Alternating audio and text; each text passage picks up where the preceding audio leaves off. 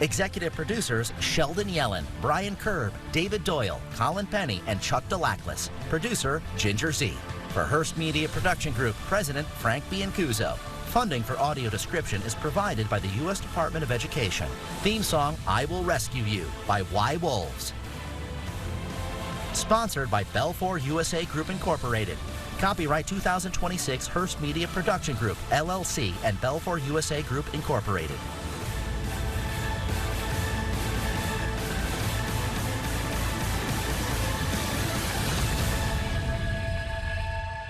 A logo appears. Hearst Media Production Group.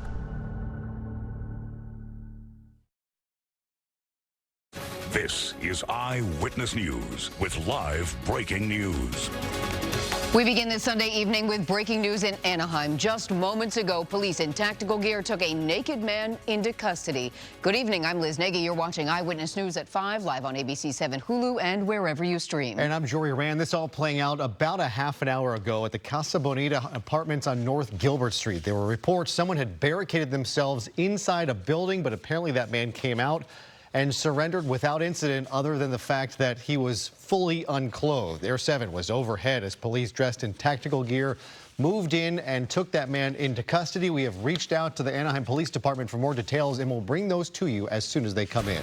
And we are also following more breaking news right now in Valley Glen, where firefighters are currently battling a house fire. You can see it happening right there. You can see firefighters moving in, it looks like with a ladder to try and get some control. On the left side of your screen, in a little bit of a yard with a tree there, firefighters look like they are mopping up. There was a moment just a couple minutes ago where a homeowner had a garden hose and was spraying a different part of this property, maybe a side driveway, to kind of fight back those flames. It seems just in the couple minutes we've been watching this, the tenor has lowered quite a bit. They had a pretty heavy line, water line going on this house, but we don't see that now. And now we see firefighters putting up that ladder to gain access, it looks like, to the roof. It looks like, based on what we can see here, that they were able to control a good portion of that fire and keep the rest of the home and some of the neighboring homes from catching fire here. This is what's going on right now. You can see they're still trying to do the mop-up, as Jory was just explaining. Protecting that neighboring house. It doesn't look like much room between these two properties, so firefighters doing their best, and there's probably some damage to that house as these fires were so close together. We're going to continue to keep an eye on this situation and bring you any developments should they happen. And the other big story this weekend is the final push until the June primary election on Tuesday. 2 days away now, candidates spread out across Southern California this weekend trying to get those last undecided voters to the polls. And there are a lot of undecided voters left. This isn't a binary choice, say, like what we would see in a presidential election. There are a lot of candidates in a lot of races. Voting centers are open this evening across the state. More than 600 in LA County alone will be open until 7 o'clock tonight. In Riverside County, you can choose between more than 150 different voting sites and nearly 200 in Orange County. If you can't make it there tonight, they do reopen at 10 a.m. tomorrow morning. They will stay open until 7 tomorrow evening. We spoke with some early voters this weekend. It was a lot easier than I thought it would be. They guided me through the process. So yeah, it was super simple. Today was a lot, it was a lot less traffic. I think on Tuesday it'll probably be like lines out the door, so I wouldn't want to deal with that.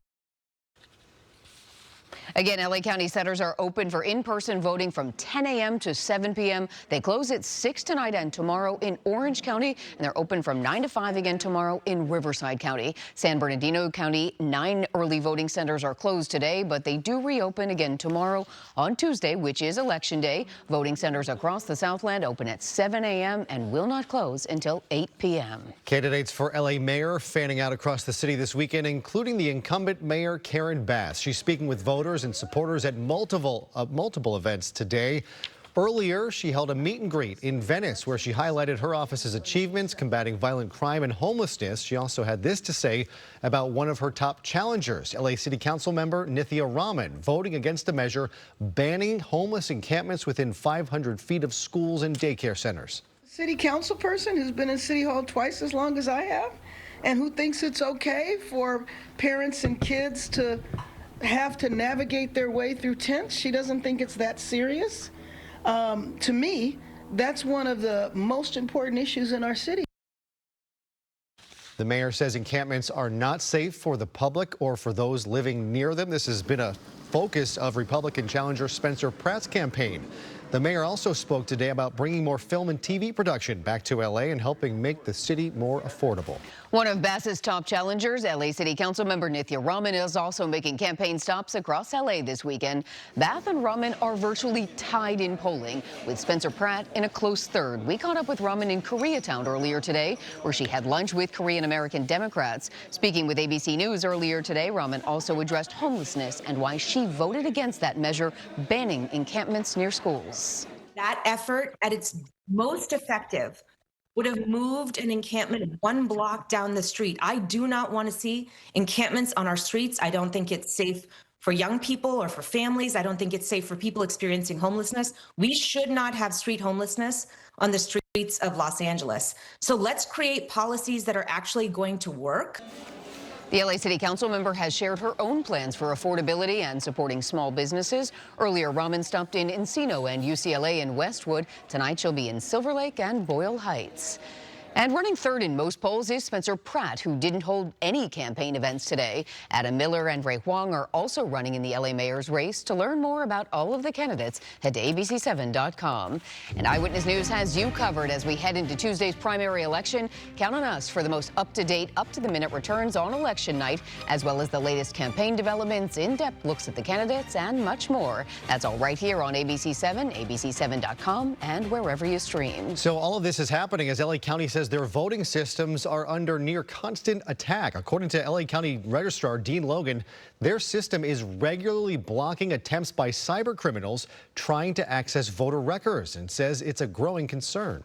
That's an area that I think has been particularly changed over the last, I would say, decade or so, is that we have to have in our operation, we have to have a cybersecurity team that is monitoring 24/7 to make sure that that remains secure, and that we have adequate backup. So in the event that there was a disruptive event, that we can still carry out the election. We will be taking a closer look at the steps being taken to keep you and your vote safe from the local to the national level on Eyewitness Newsmakers, coming up tonight at 6:30. A double shooting in Watts at the site of a candlelight vigil has now turned deadly. This happened just after 2 a.m. at 104th Street and Wilmington Avenue. One person was pronounced dead at the scene. The second victim is injured but is expected to be okay.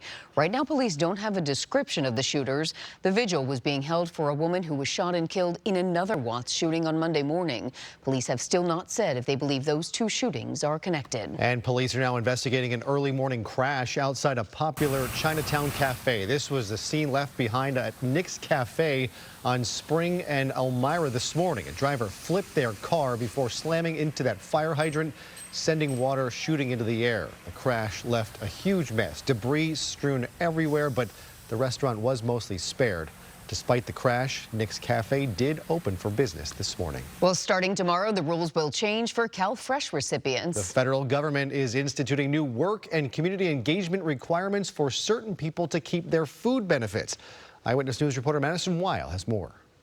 New changes on the way for CalFresh recipients. Starting on Monday, June 1st, people will have to meet new work requirements to get or keep their CalFresh benefits. This really adds insult to injury for those who can least afford to ultimately meet these requirements in order to access their basic needs. According to the new federal rules, people will now have to prove they're either working, participating in educational training, or completing volunteer or community service hours each month to keep those CalFresh benefits. These new rules apply to you if you are between the ages of 18 and 64, do not have a disability, and do not have a dependent child under 14 years old. These so-called work requirements are intended to impose new red tape on perfectly eligible people who are really struggling to just make ends meet and get by, and they include families with children. Some advocates already concerned the new rules will negatively impact veterans,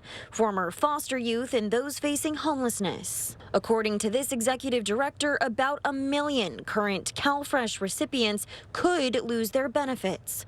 Although he says it might not happen right away. The process could could take a few months, and in the meantime, their teams hope to help people find ways to keep them. If we can just hire enough workers to buffer the worst impacts of an emerging hunger crisis, then we can ultimately minimize the impact on our communities. Madison Weil, ABC 7 Eyewitness News. Well, coming up here at 5, new developments in the war with Iran. Two sides still working on a deal to end